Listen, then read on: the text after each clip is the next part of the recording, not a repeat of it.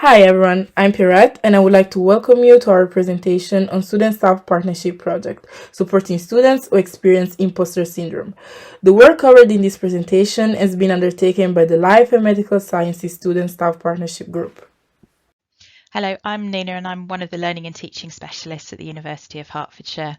I'm also the staff member involved with this Staff-Student Partnership project.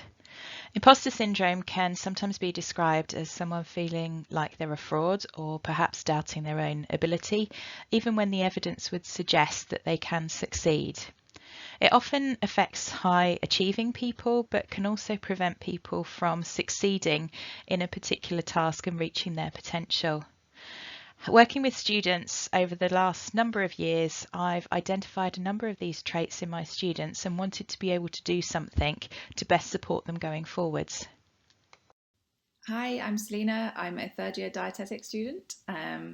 And so we have been working on this project where we're aiming to explore imposter syndrome and create resources designed to support the students at the University of Hertfordshire.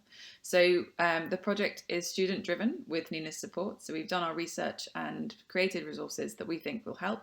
And then we've shared them through various different university channels. Hi, I'm Drusilla, And I'm Anang, and we're third year pharmacy students. So we came up with the idea of affirmations because we found that it was an effective way to deal with imposter syndrome, and also because words are very powerful, and then words can be used to create a reality that would help people thrive.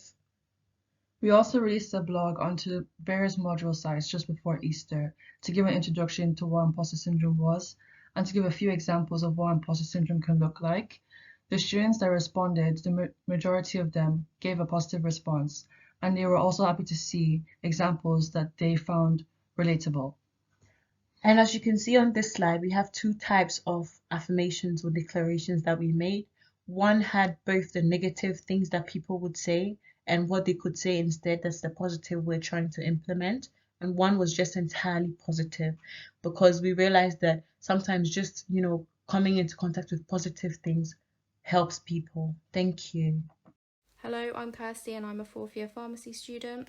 One of the benefits of the project has been working with other students but also staff mutually to share ideas and feedback together. The project has allowed me to both reflect on my own personal experiences and use these positively to help aid creation of meaningful resources, but also help develop my own research skills and creative ways of thinking. With the project focused around imposter syndrome, I can confidently say this way of working has allowed me to challenge my own comfort zones whilst feeling supported and confident in the content which is created.